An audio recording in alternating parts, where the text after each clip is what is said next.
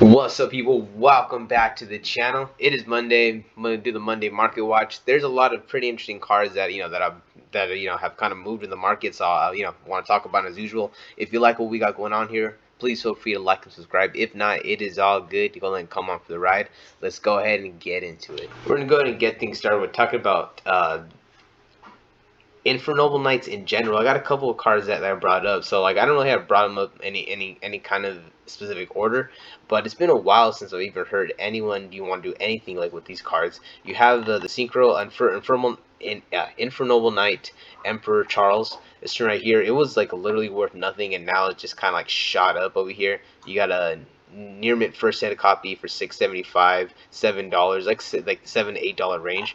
That's like I said, I'm not 100% sure exactly why. If it's because maybe they got like a recent reprint. Like I said, I haven't really seen anyone use any of these. I haven't heard any kind of callbacks. I'm like when it comes to like certain parts of Yu-Gi-Oh, kind of like in my own like little bubble. I don't have like all like the super time in the world to look into some of the more niche stuff. So sometimes someone will tell me, "Oh yeah, did you know this card's up?" And I'm like, "Why?" And that's kind of what I'm going through here. Renault, I was like extremely interested to find that this is actually, Renault was starting to go up. I know that it recently got a reprint. It actually was like way higher, and then it came down. But you can still find these here at 8. Is that like $9?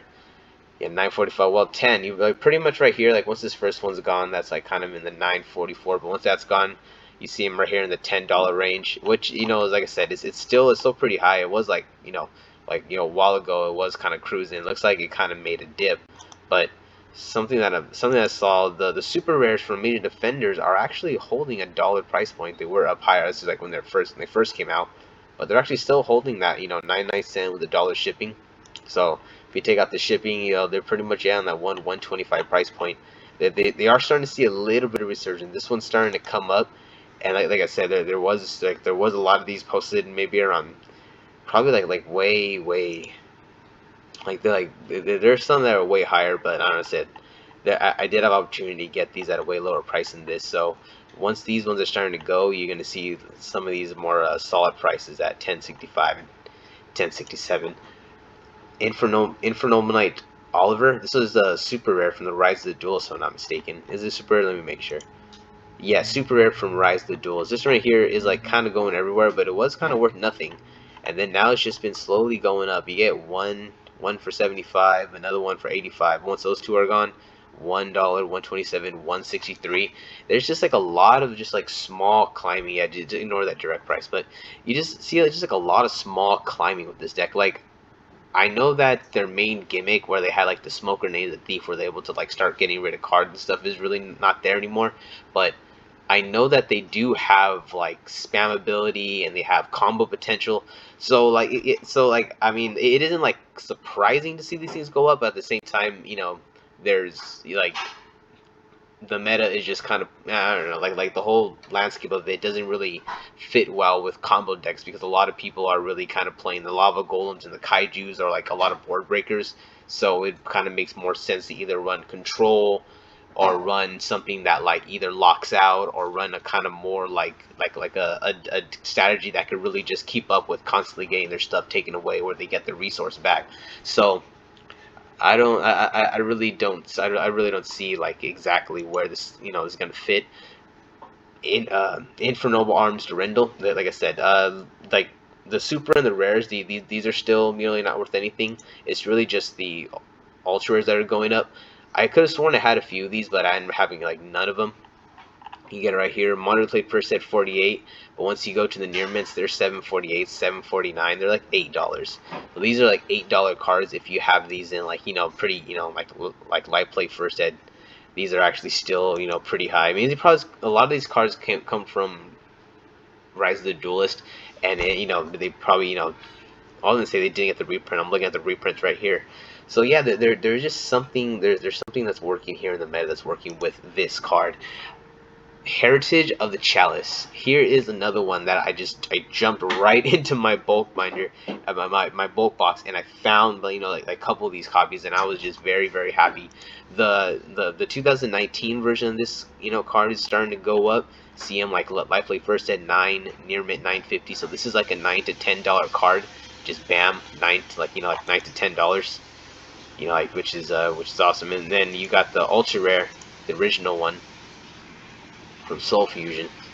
This right here, you got $7.96, $7.98, $8. So you're looking at an $8 card, kind of like hovering in the $8 range. But then yeah, like once those ones are all gone, it starts to go quickly into the more closer to $9. So like I said, if you have these laying around, post them, or maybe if you're looking for them, just know that these are going up. Like this and the Durendal are very high in the deck right now. Ancient Fairy Dragon is pretty much legal now. It is like it is legal. It got its reprint errata here in the Maze of Memories. So once returning, special summon one level 4 lower monster from your hand. You cannot conduct your battle phase or turn after this effect. Once per turn, you can destroy as many field spells as many field spell cards in the field as possible, and if you do, gain 1,000 life points. Then add one field spell card from your deck to your hand. Yep. So this guy is back. Well, said that this girl. Well, doesn't really matter. This card right here could bring some. I don't want to say some like degeneracy, because like it isn't like it's like, okay, we have Ancient Fairy Dragon back, every single FTK is gonna be good, every single combo deck is gonna be good, every freaking BS I'm gonna activate 4 different engine deck comes back. No, I don't really see anything like that really going down, but this does open up the possibility of having a similar deck to that, to where maybe the whole gimmick isn't to run a whole bunch of things, but maybe it's like, but maybe kind of like I guess a resurgence of like the Alistair, combined with combined with the Mech Knights, combined with some other engine, to where it's literally just like 3 or 4 different engines just put together in one deck. This thing right here could kind of like be the bridge to kind of bring all that together and make decks like that great again. So I don't know. Maybe we'll see what happens. Like this is kind of crazy. Like you have a lot of budget versions. You don't, like, there's a lot of these common ones. You get them for like $4, and then also said you got this right here. Well, this is the most budget of all of them. I don't know why I'm pulling the common ones up, but these right here, 18 and 20 cents. So like like it isn't that crazy. If you could get the cheap one to like to either play test or just to like save on. So it isn't like it's gonna just break like break the meta and break everyone's wallet. So, but I don't know. I do see a little bit of potential in this card. Subterrors. This is actually I just brought them up as like this big thing in general, because I was just surprised to see that a lot of these cards are still like worth money. I understand why this one's still worth money, because this is from the Dark Illusion Special Edition, and those like I said, a lot of them came in Spanish. See, like there's a lot of Spanish ones. Those are easier to get. Probably the easiest ones for us to get are Spanish. The next one would be Germans. And then you got see like French. You're gonna see a lot of them that are in different languages. Like the ones that I have are in different languages.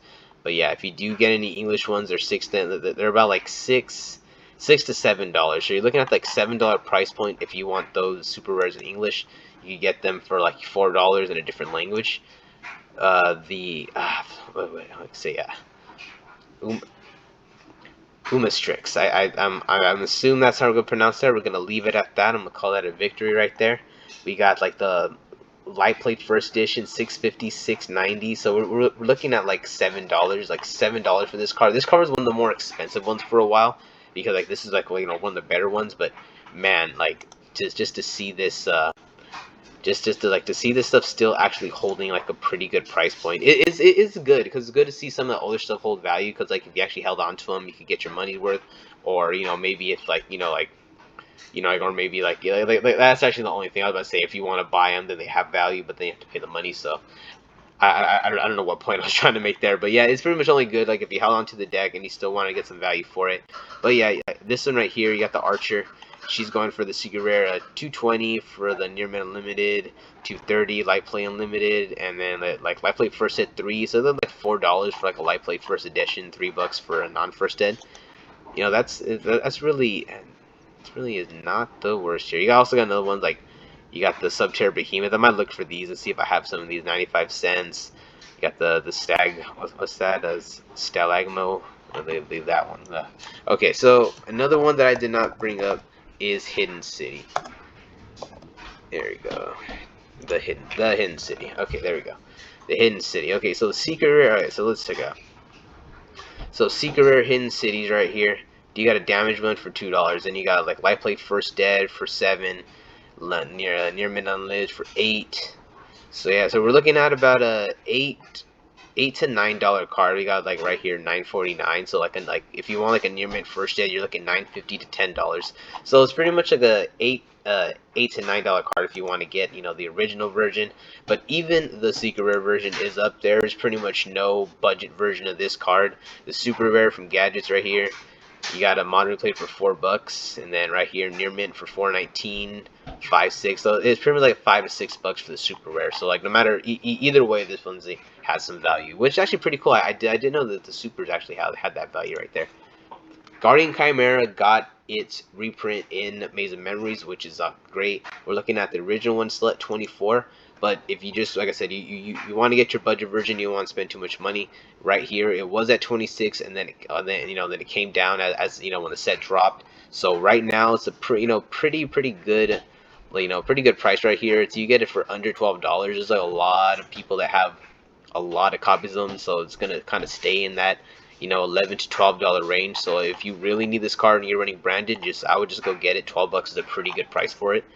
Same thing right here with the Baron de Fleur. The ultra rare right here is still going for like commanding a $60 price point, but the one we're trying to concentrate on right here, like I said, like it was going for even over 60 in the pre-sales, but now all that's over.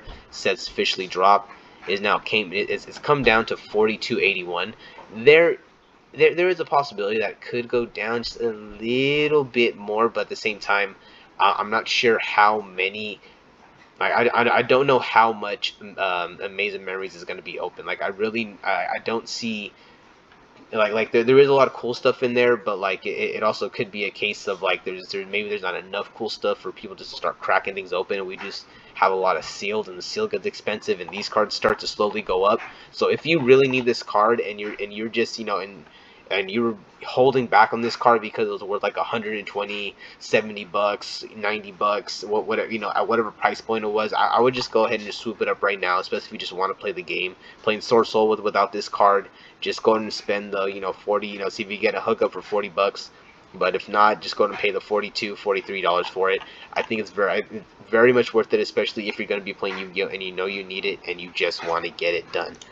And then the last thing I want to talk about are a couple of these collector's rares that I really like.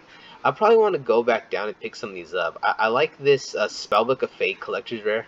I think that's a really cool one, and the Photon Orbital. Photon Orbital is a very interesting collector's rare that I kind of wanna get my hands on. I know there's a lot of Photon players that always love to play this card, so this is something right here that I want to start looking out for. I think this is pretty much a good price. I want to get a couple copies of these.